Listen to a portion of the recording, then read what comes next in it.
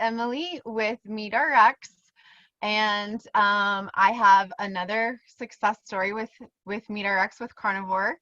And today I have Niti. Niti, hello. Hello. Hi, Emily.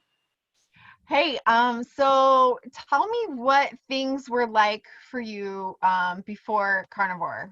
What do you want to talk to us about today? So before I actually would have known about carnivore as it is today, then we actually were on a meat heavy diet, which I want to talk about today. I want to talk about, the value and the power of meat, even if you're not 100% carnivore. Um, and I don't even like to say that I'm carnivore even now because I'm not behaviorally carnivore. I don't like pounce on creatures and eat them. I, we get them from an abattoir, and so I like to say it's an animal-based diet. But I think animal-based nutrition really saved my mind, saved my sanity. We had a child that was diagnosed with cancer when she was 2. And we used regenerative meat locally sourced here from farmers that we knew. And it actually cured her cancer. That's kind of a different story.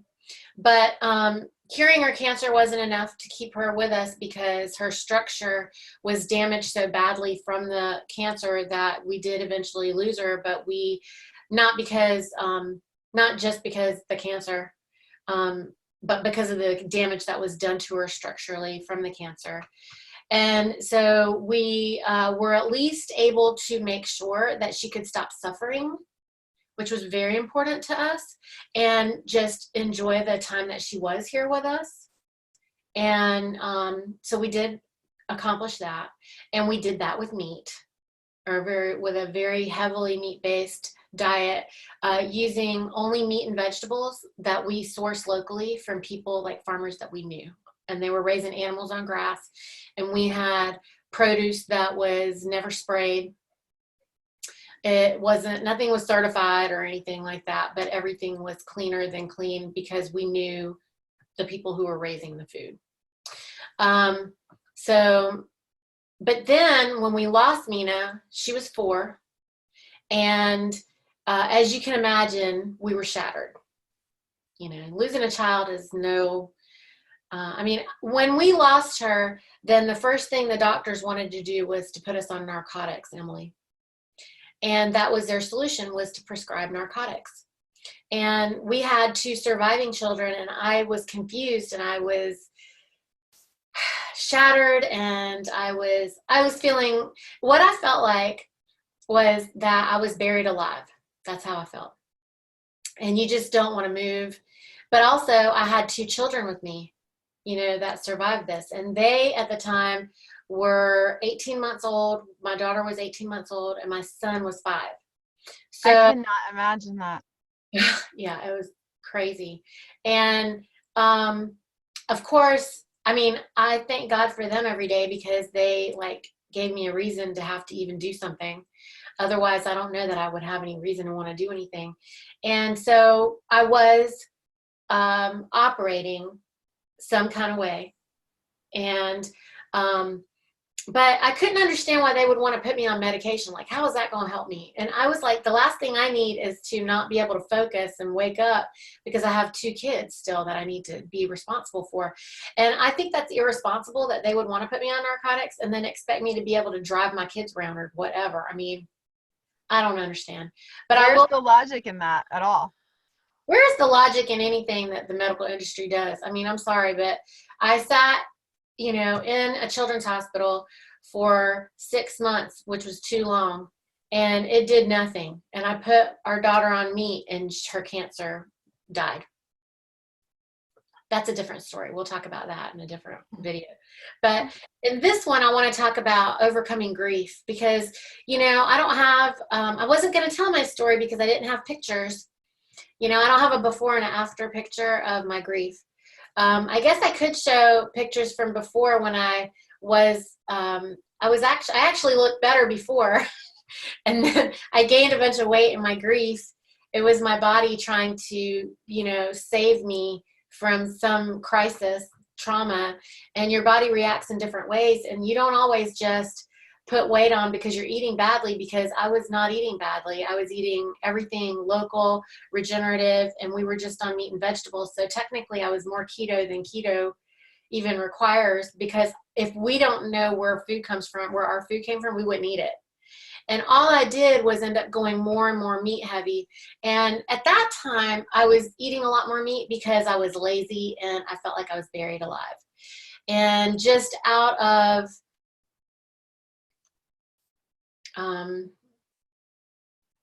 lack of desire to want to cook, because that's what grief is.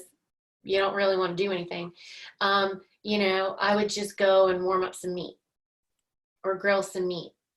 And, smoking meat and grilling meat brings joy. It brings this relief. So it makes you want to eat. And to me, I just needed my kids weren't sure of what was going on, and I didn't need them to be more traumatized than they already were. And we didn't need to hold them in sadness. I mean, I was conscious of that. They're just kids, and they were kids. Like, they were still running around being joyful kids. Although my daughter didn't speak for an entire year. She literally stopped talking from the day her sister died till a year later, exactly to the day. And her brother was having his own battles. But I feel like us eating meat, and a lot of meat, because we only just ate the meat, we might have had it with a little bit of potatoes that we got from farms, locally, because that was easy and it made kids happy. Mm-hmm. The potatoes and the meat, and the meat and the potatoes. And I like that part of your story, because it's not an extremist kind of a thing where it's all meat and only all meat. You were healing, you were in the grieving process, and you were meat heavy, like you said, but incorporating potatoes wasn't the end of the world. I think that's important. I felt like I was honoring the laws of nature, and I was just doing what was innately, like, if I was craving it, we ate it. And I was craving meat and butter and potatoes, and a lot of butter on the potatoes, and a lot more butter on the potatoes. And we had access to raw dairy too. And so my kids had the raw dairy, and they had, and we had, raw sour cream with the butter on the potatoes with a lot of meat. And, it was actually really affordable because we didn't buy anything else. If you're just buying meat and potatoes, it's pretty cheap. And when people say they can't afford regenerative, I challenge everybody to go find a farmer who is raising animals near you, regardless of how they're feeding them, in terms of, like, people say they don't want grain fed or whatever. I'm like, okay, well, if they're outside on grass that you can see and those animals are happily frolicking around outside, then just eat them. It's okay. Mm-hmm. And, if you tell that farmer, hey, I only have this much money every week or every month or whatever, how much of this meat can I get? I want the meat and I want the fat from the meat. I want the suet and I want the meat. And how much can I get? I guarantee you that they will make you a deal. Especially if you say, I'm going to get it every week or every month, and you show up every week or every month. You tell them, I can only come here once a month because maybe you're too far from them or whatever it is. I didn't have enough money at that time to buy a whole month's worth of meat. So I used to drive to the farm every week, whatever I could get that week. When people tell me that they can't do it, I'm like, we were on food stamps and one income, and we couldn't apply for more support unless my husband quit working, which was stupid. So, we had, medical bills piled on us, and we had everybody coming after us for millions of dollars because she was in the hospital for, her bills were crazy, until I finally decided. That's a different conversation, when I just decided I wasn't going to pay the bills. Well, and I think that's important because it explains where you were at, because even if you're not being chased by a bear, your brain was still telling you that you were in survival mode. And so that's why your body was holding on to all that weight and all that grief, because that's where you were at. And then what did you do? You said that you ate meat heavy. And then what changes did you see from eating meat heavy through your grief?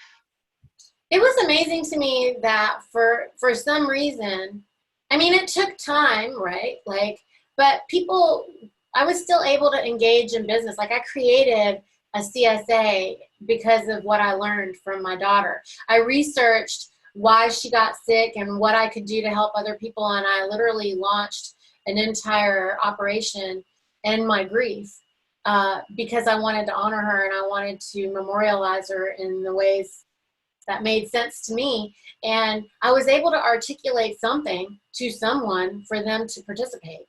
And So you only kind of wrote a book. I did write a book about it. I So like that's pretty significant that you go from grief to being able to produce a book and a business. So that, I mean, that's huge. well, it's amazing to me how the mind works and what happens, when you are just like, I didn't want another person to have to go through what we did. I didn't want another child to have to suffer the way my daughter did. And that was all I cared about. And I feel like meat consumption and like being on that meat heavy diet allows you to ground and focus. People talk about earthing, like going out and walking barefoot and earthing and centering. And when you're centering, you know that eating is earthing. Like, I don't think people realize when you're putting the meat in the mouth. Like, I love how Emily says, put the meat in the mouth, the meat in the mouth. I try to be like you now because it's so easy. But it's true. When you put the meat in the mouth, then you are earthing. And I don't think people consider that sacred act of taking life force and putting it in the mouth, and that's earthing. It is equivalent to putting your feet on the earth and gaining that magnetic healing. And so why was I craving that? I wasn't craving kale. I can tell you that. And I wasn't crazy. And I used to try to make myself, I used to feel guilty. And when we would be with family or whatever, then I would do a lot of, trying to prepare vegetables. And I think I used to put a show on for everybody that we have greens, because otherwise I'd be a child abuser or something. It's the thing to do, right? So you kind of go through that. But I always felt horrible when we had company, like any of our family was here and I was feeding other people and I was having to put on that show, then I would be bloated and I felt like crap. And when everybody would leave, we would just go back to the meat and I would feel better. And I swear it like saved my life, but I didn't have any way to prove that.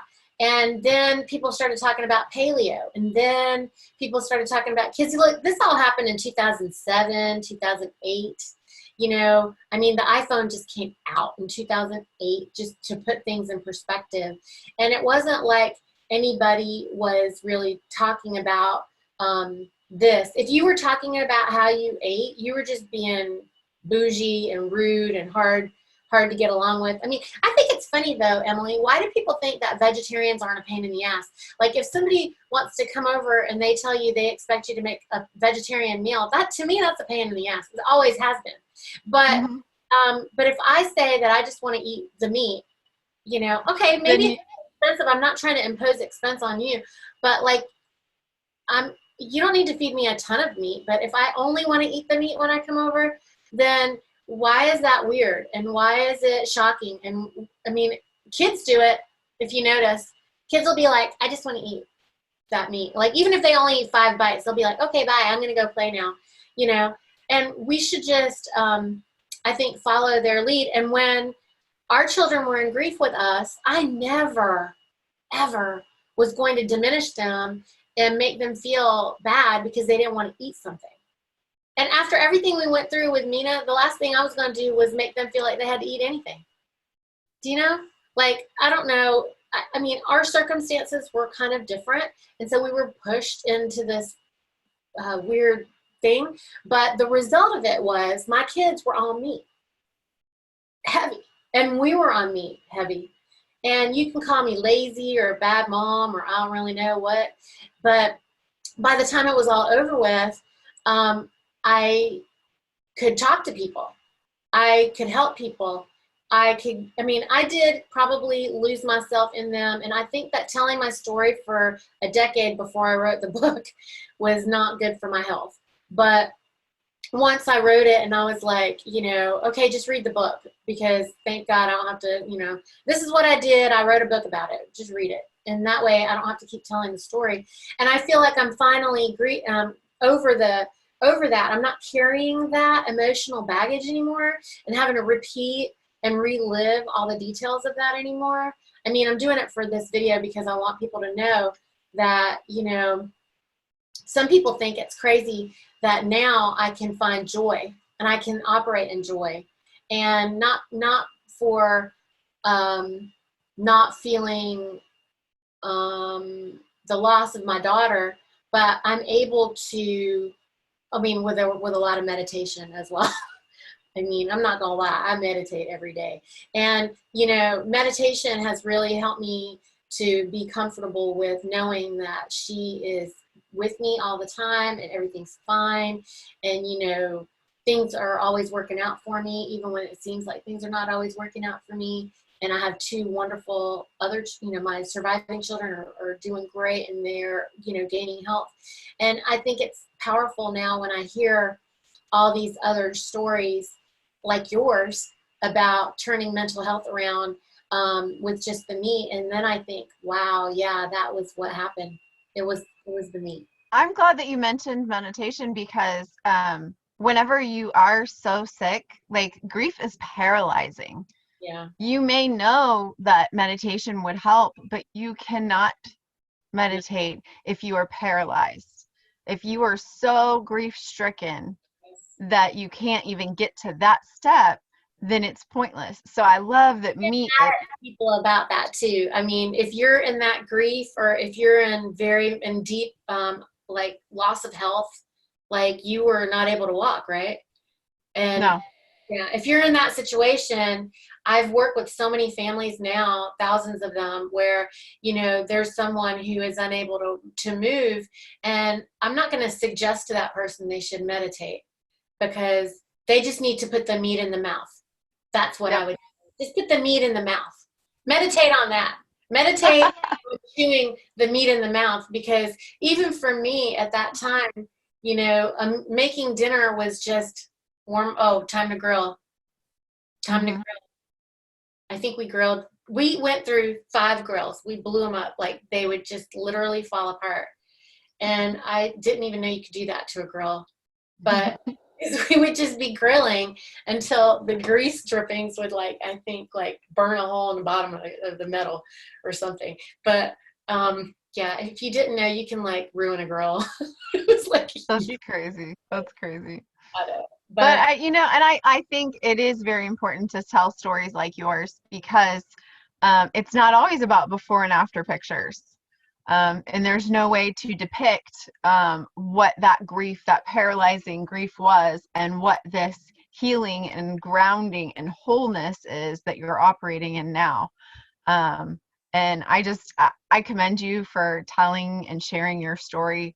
I think it's really important because there's a lot of people out there that are hurting that they can't compare it to a before and after picture. Yeah, I really encourage people to put the meat in the mouth and know that to heal your mind, you really just need fat that everybody's terrified of. And people used to say to me, well, it's not like you look like the epitome of, health, which they think everybody should just be some thin stick or something. And I'm like, okay, but I'm not going crazy. That's huge. You're not on narcotics. Yeah, I'm not on narcotics. To me, I'm winning every day because I just want to wake up. I am winning because I just feel like I can find joy. I'm winning because I am happy to meditate. I'm winning because I can get up and smile and laugh with my kids. And, the meat and the fat did that. And to me, that's winning. the fact that I want to get up and go somewhere and not stay in bed all day or talk about how, woe is me, my daughter died. A lot of parents lose their kids, a lot of parents go through all kinds of, trauma. People are just going generally through trauma. I feel like when I meet a 20-year-old who's in chronic pain, that it's probably as traumatic, if not more, than me losing my child. And I feel like it's really important for that person to know that they should be able to find joy. And that's why I became a carnivore coach, and I became part of the MeatRx platform. It's the reason why I host the, not just mental health, but mental and emotional health, because the emotional piece is really, really important to me. So I want to share that with you guys, because I think that you can't improve your mental health without improving the chemical balance of putting the meat in the mouth.